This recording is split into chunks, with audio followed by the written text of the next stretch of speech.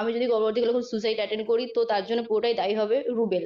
কারণ আমার সবাই আশা করি সবাই ভালো আছো। তো আজকে আবার একটা নতুন ভিডিও নিয়ে চলে এলাম অন্য টাইপের। তো বলতে গেলেই চলে। তো এখন তোমরা থাম্বনেল দেখে বুঝতে পেরে গেছো আশা করি যে কী টাইপের কোন টপিকের ভিডিওটা হতে চলেছে। তো এখন সোশ্যাল মিডিয়ায় চারিদিকে শুধু শোনা যাচ্ছে শফিক শফিক শফিক। তো শফিককে নিয়ে এখন চর্চা হচ্ছে, যেহেতু ওর ভিডিও একটা অশ্লীল ভিডিও খুব পরিমাণের সোশ্যাল মিডিয়ায় ভাইরাল হচ্ছে।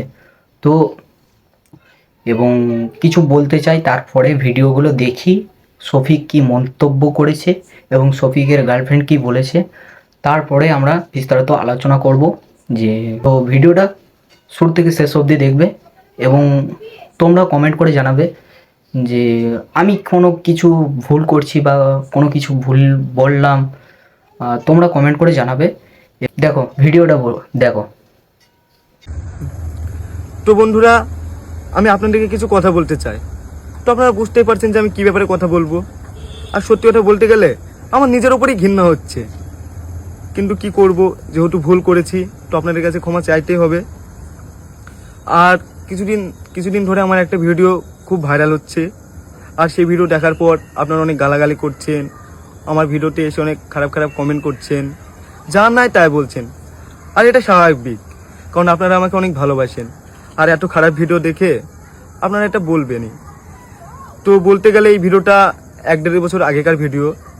তো আমি আগের থেকে অনেক পরিবর্তন হয়েছি। আর আমি এখন সবসময় কাজ নিয়ে ব্যস্ত থাকি আর কাজের প্রতি অনেক ফোকাস দিচ্ছি। আর আমার কিছু বন্ধু আছে যাদের সহ্য হচ্ছে না, তারা চায় না যে আমি ভালো ভালো কাজ করি, তাই তারা এই ভিডিওটা ভাইরাল করছে আর ভিডিওটা পোস্ট করেছে। তো আপনারা এবার বলবেন কমেন্টে যে ভিডিওটা তোর এত পার্সোনাল ভিডিও, এত খারাপ ভিডিও তারা কি করে পেলো। তো বলতে গেলে আমার একটা বন্ধু আছে রুবেল বলে নাম। তো এই ভিডিওটা দেখবেন যে আমার ফোনেও ছিল না, খুব ভিডিওর মধ্যে অনেক কথা আছে, হয়তো আপনারা দেখেছেন। এই ভিডিওটা আমার কাছে ছিল না, আমার গার্লফ্রেন্ডের কাছে ছিল। তো আমরা শ্যুট করছিলাম, তখন আমাদের দুটো ফোন তার কাছে দিয়েছিলাম। তো আমাদের ফোনের সে পাসওয়ার্ড জানতো, আর তাকে আমরা অনেক বিশ্বাস করতাম, তাই তাকে সব কিছু বলতাম। তো সে আমাদের ফোন থেকে ভিডিওটা নেওয়ার পরে আমাকে কন্টিনিউ ব্ল্যাকমেল করে। তো সত্যি বলতে গেলে আমি ওর কাছেই ছিলাম অনেকদিন ধরে, আমাকে যা বলতো তাই শুনতে হতো।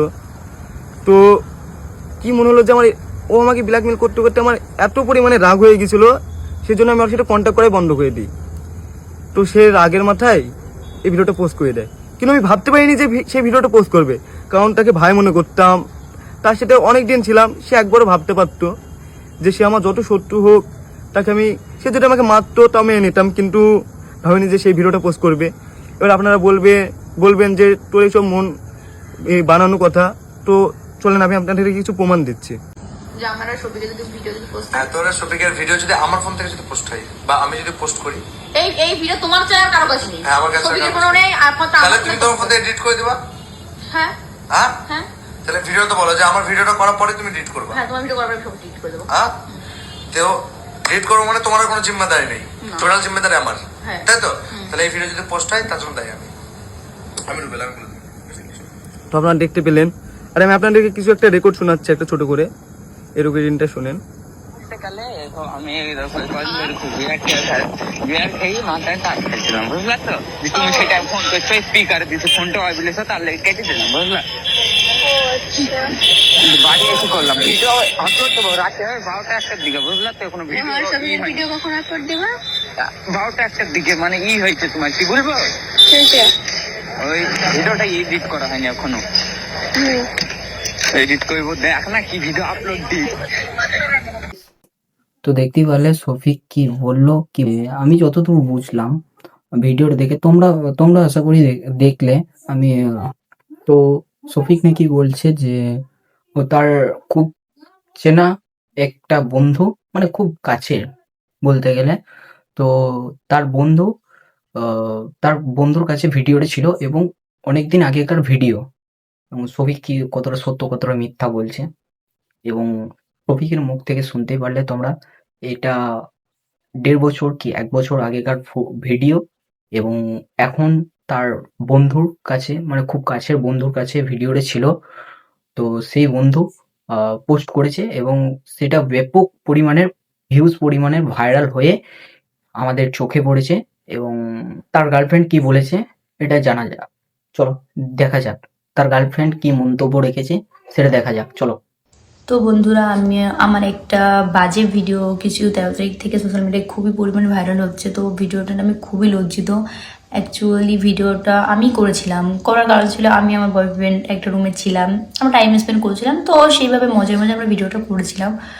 তো করার পর সেই ভিডিওটা তখন সোশ্যাল মিডিয়া আমাদের খুবই কাছের একটা বন্ধু আমাদের সাথে বেইমানি করে ভিডিওটা ভাইরাল করে দিয়েছে। রুবেল আমাদের খুব কাছের বন্ধু ছিল যে ভিডিওটা নিয়ে সোশ্যাল মিডিয়ায় পোস্ট করেছিল। তো আমি তার বিরুদ্ধে কালকে সাইবার ক্রাইমে কেস করে এসেছি অলরেডি। আর এনাদের সঙ্গে আরও 2জন না 3জন জড়িত ছিল, তাদের বিরুদ্ধে আমি কেস করে এসেছি। তো কেস করে আসলে তারা আইন তো আইনের জায়গাটা নিচ্ছে। তো আমি তারপরও বলছি যে ভিডিওটার জন্য আমি অনেকই দুঃখিত, কিন্তু ভিডিওটা যেহেতু আমার মান সম্মান বা আমার ইজ্জত নিয়ে খেলা হয়েছে, সেহেতু ছেলেটাকে তো আমি ছাড়বই না। ছেলেটাকে নিয়ে আমি কালকে আবার যাব ওদের যে বাড়ি, যেখানে ওই থানায় একটা ওর ভিতরে একটা কেস করতে। আর এই ভিডিও নিয়ে আমার এসপির কাছে যেতে, আমি এসপির কাছেও যাব, যাতে আমার যেহেতু ইজ্জত নিয়ে মানে সোশ্যাল মিডিয়ায় খেলা হয়েছে, সেহেতু ওকে আমি ছাড়বো না। তো আমার যতদূর অবধি যেতে হয় আমি যাব। আর তারপরে একটা কথা আমি বলেছি, আমি আপনারা যদি বলেন যে ওই ভিডিওটা ওদের, আর সব থেকে বড় কথা, ভিডিওটা ওদের বাড়িতেই করা হয়েছিল। ওদের বাড়ি, ওই ভিডিওটা ওদের বাড়িতে, আমি ওদের বাড়িতে থাকতাম, আমরা ভিডিও করতাম একসঙ্গে, আমি ও শফিক সবাই আমরা একসঙ্গে ভিডিও করতাম। তো ভিডিওটা ওদের বাড়িতেই করা হয়েছে।